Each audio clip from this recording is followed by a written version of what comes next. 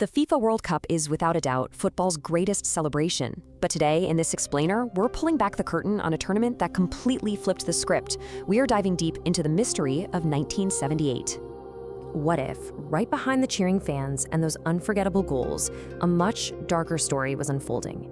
We're talking about a story of fear, politics, and a massive unsolved controversy that historians are literally still arguing about today.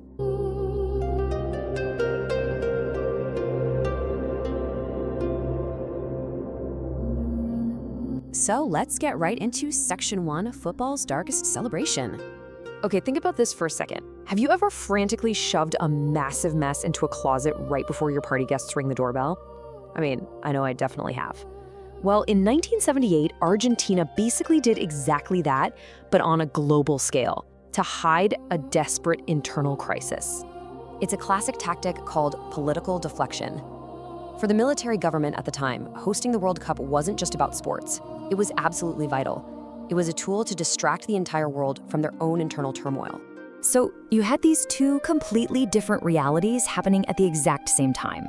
Out on the pitch, you had the beautiful game, global broadcasts bringing joy and national pride.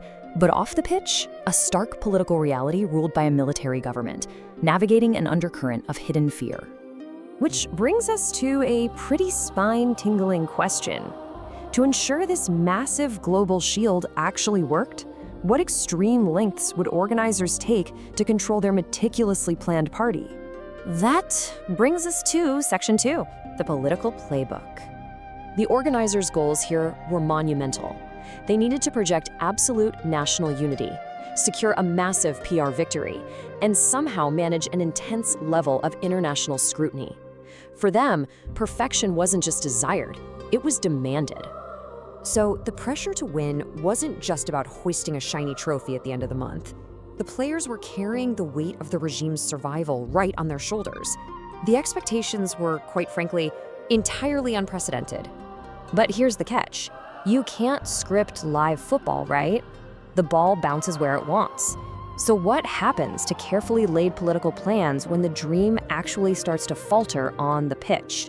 Let's see how that played out in Section 3, the tournament begins. The campaign started flawlessly in Match 1. High expectations met. But by Match 2, you can literally feel the tension growing.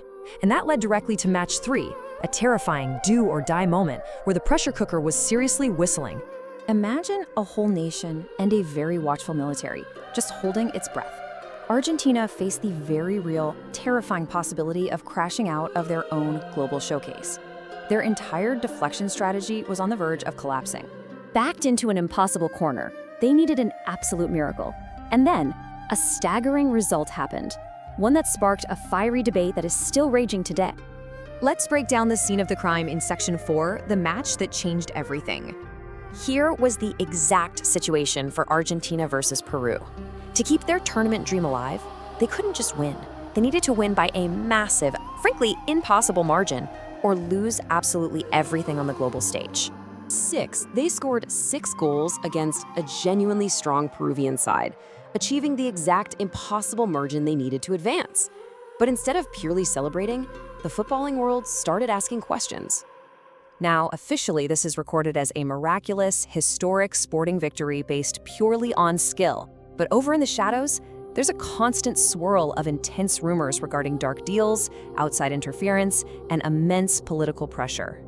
The circumstantial evidence of the political climate made those whispers deafening. But as with any good true crime mystery, rumors aren't proof.